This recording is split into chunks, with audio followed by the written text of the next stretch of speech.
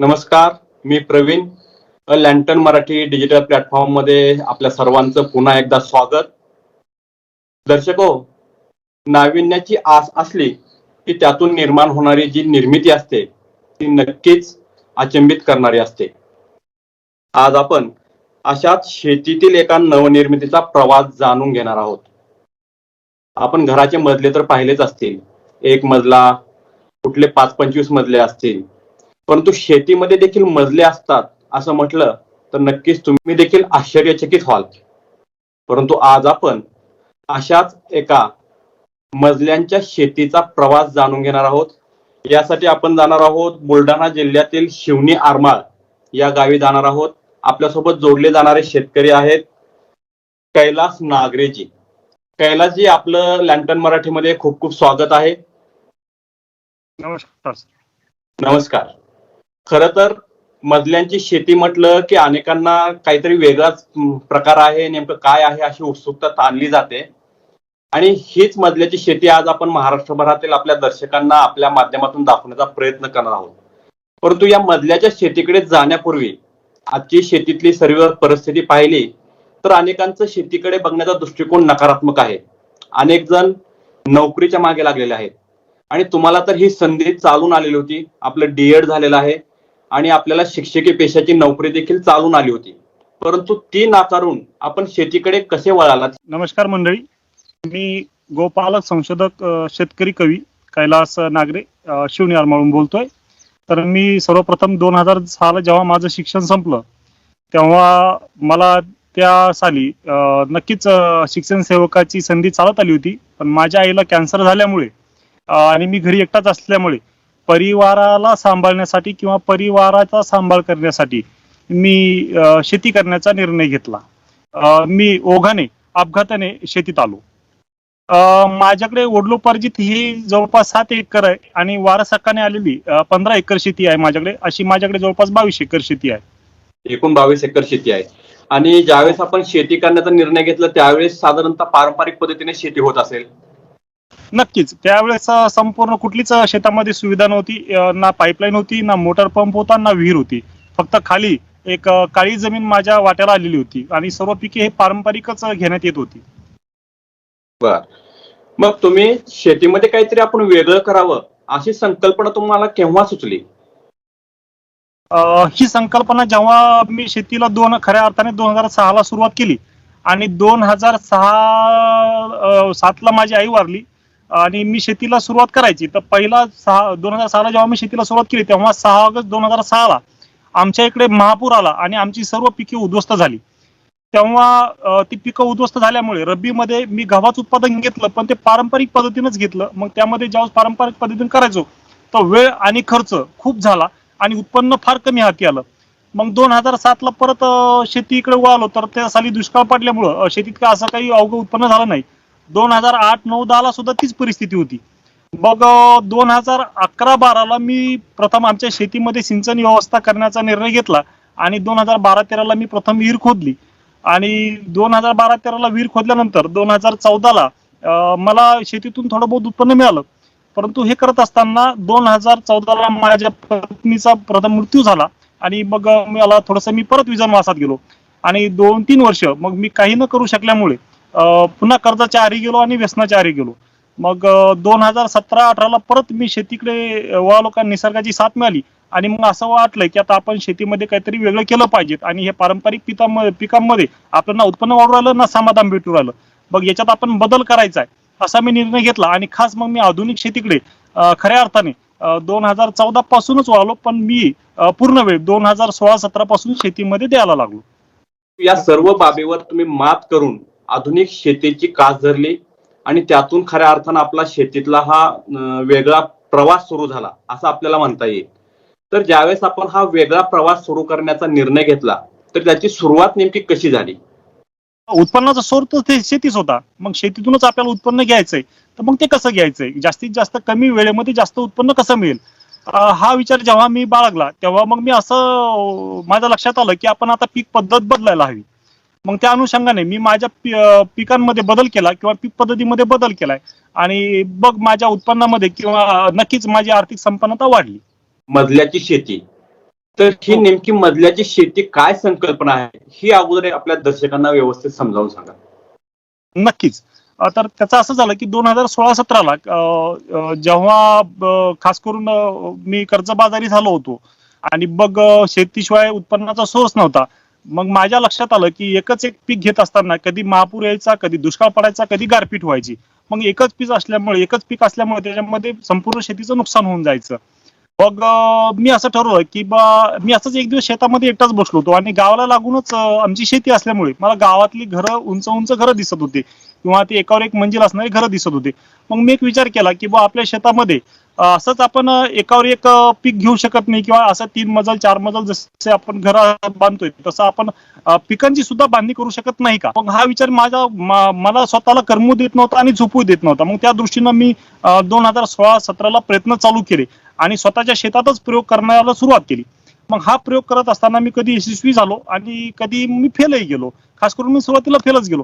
पण खऱ्या अर्थाने 2017-18ला मी याच्यामध्ये सर्व अभ्यासानिशी सर्व संशोधनानिशी आणि पिकांचा अभ्यास करून मी याच्यात पीक मांडणी केली, पीक उभे केले. मग त्याच्यामध्ये मी पिकं निवडली की पहिल्या मजलमध्ये कुठलं असलं पाहिजे, दुसऱ्या मजलमध्ये कुठलं असलं पाहिजे, तिसऱ्या मजलमध्ये कुठलं असलं पाहिजे. मग हे करत असताना मी एकाच वेळी 1 हेक्टर शेतामध्ये 9 ते 10 पिकं घेऊ लागलो आणि ते पूर्ण माझे कमर्शियल पिकं होते की असं नाही की ती नैसर्गिक आपण हे करायचंय. तर पूर्ण 1 हेक्टर शेतामध्ये मी हा पहिल्यांदा प्रयोग केला. तर त्यावेळेस माझं पपईचं पीक होतं.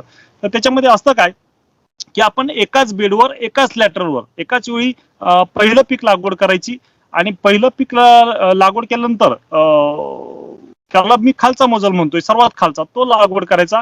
नंतर जो त्या सर्वात खालच्या मजलमध्ये शक्यतो 90 दिवसात येणारं पीक निवडायचंय.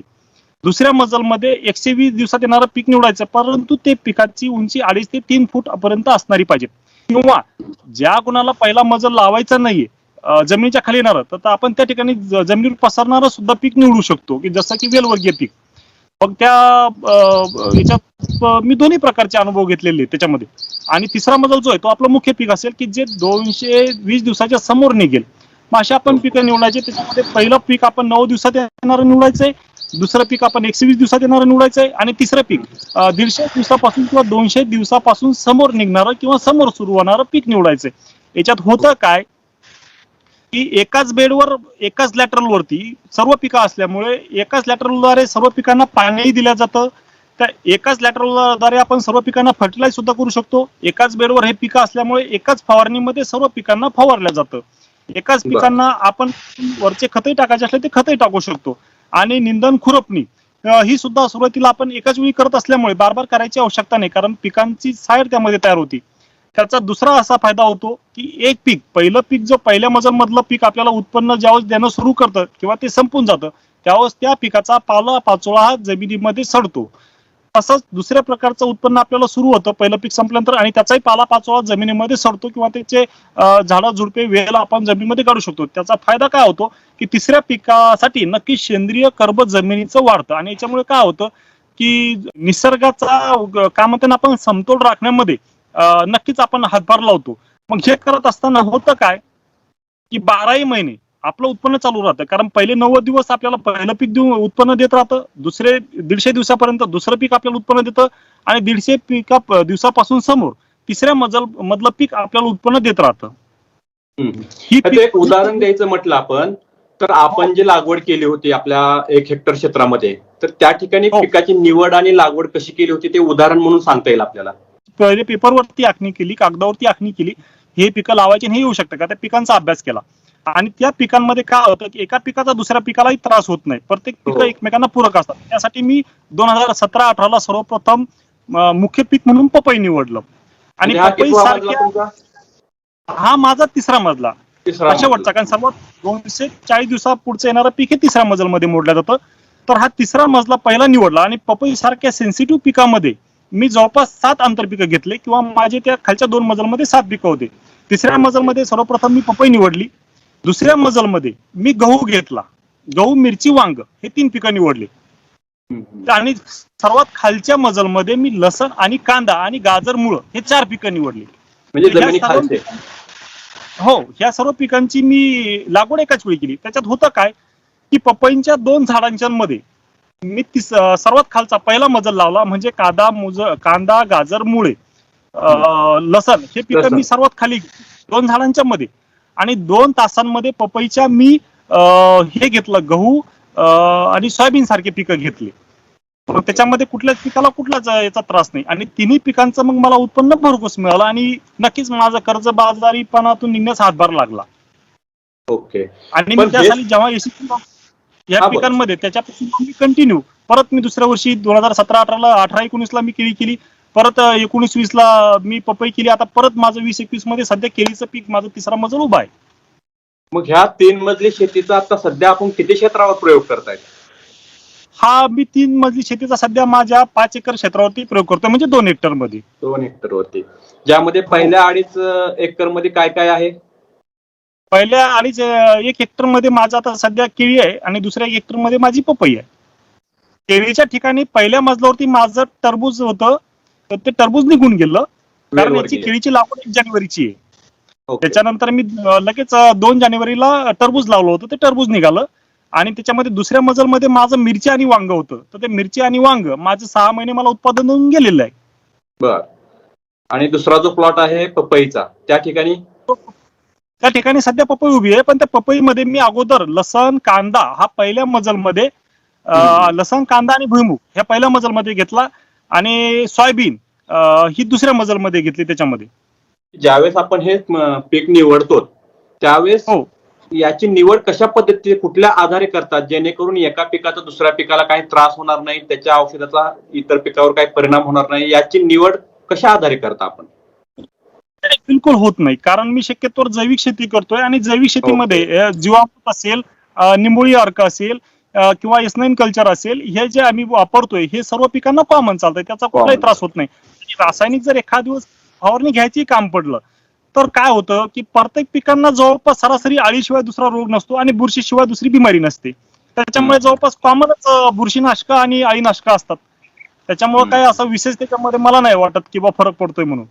या 5 एकर मध्ये हा प्रयोग सुरू करण्यापूर्वी, म्हणजे 17-18च्या पूर्वी आपण किती उत्पादन रकमेमध्ये घेत होता, म्हणजे खर्च वजा जाता, आणि त्याच्यामध्ये आता किती उत्पादन मिळतं? नक्कीच त्याच्यामध्ये मला वर्षाला फक्त 5 एकर शेतीचा जर विचार केलाय, तर वर्षाला मला 50,000पेक्षाही कमी पैसे राहायचे, खर्च वजा जाता. कारण मी पावसाळ्यामध्ये सोयाबीन आणि उन्हाळ्यामध्ये हरभऱ्यासारखे पिकं, किंवा रब्बीमध्ये हरभऱ्यासारखे पिकं माझ्या शेतात येत नव्हते, आणि दुष्काळ पडायचा किंवा गारपीट उकायची, त्यात नुकसान व्हायचं. परंतु जेव्हापासून मी ही 3 मजली पीक पद्धत माझी वापरू लागलो, तेव्हापासून मला आता वर्षाला जवळपास 10 ते 12 लाख रुपये ही शेती उत्पन्न देऊन जाते. कैलासजी, आपण उत्कृष्ट शेतीबरोबरच एक उत्कृष्ट कवी देखील आहात. नक्कीच सर. तर आपल्या ह्या कविता कुठल्या क्षेत्राशी निगडीत आहेत? शेतीशीच निगडीत आहे? नाही, माझ्या मॅक्झिमम 90% कविता शेतीशीच. आणि मी काय करतो, ज्यावेळेस माझं मानसिक खच्चीकरण झालं होतं, ओके. किंवा माझी शेतीविषयी आवड कमी झाली होती, तेव्हाच मग परत शेतीत गुंतायचंय आणि शेतीकडे आवड तयार करायची, म्हणून मी माझं स्वतःला प्रमोट करण्यासाठी, स्वतःचा आत्मविश्वास वाढवण्यासाठी कवितेकडे वळलो. किंवा जेव्हा मी विजनवासात गेलो होतो, तेव्हा कुठेतरी रमवून व्हायचंय, आपण एकांत कसा घालवायचा आहे, म्हणून मग मी लेखनाकडे वळलो. मी कादंबरी सुद्धा लिहितोय सर, आणि माझ्या कविता आता लवकरच आता काव्यसंग्रह प्रकाशित करतोय. तर त्यापैकी मी शेतीला कसा वळलो, किंवा मी शेतीला काय समजतो, हे मी नक्कीच माझ्या एका कवितेद्वारे सांगू इच्छितो. नक्कीच, आम्हाला ऐकायला आवडेल ती कविता. मी शेतीकडे कसा वळलो, किंवा मी शेतीला काय समजतो, हे माझ्या एका कवितेद्वारे आपल्याला सांगू इच्छितो. तर त्या कवितेचं शीर्षक आहे पांडुरंग. ओके. तर ती कविता आहे, शेती माझी पांडुरंग, सावळा माझा शेती. शेती माझी विठ्ठल, रुक्माई माझी शेती. शेती माझ्या मुखी, सेवा माझी शेती. शेती माझा जप, नामस्मरण माझे शेती. शेती माझी वारी, भक्ती माझी शेती. शेती माझा धर्म, कर्म माझे शेती. साधना माझी शेती. शेती माझे फळ, शेती माझे अस्तित्व, गजर माझी शेती. शेती माझा सावळा, पांडुरंग माझी शेती. या अनुषंगाने मी शेतीला आई समान समजतोय, की शेतीच माझी पांडुरंग समजतोय, आणि शेतीकडे वाटचाल करतोय.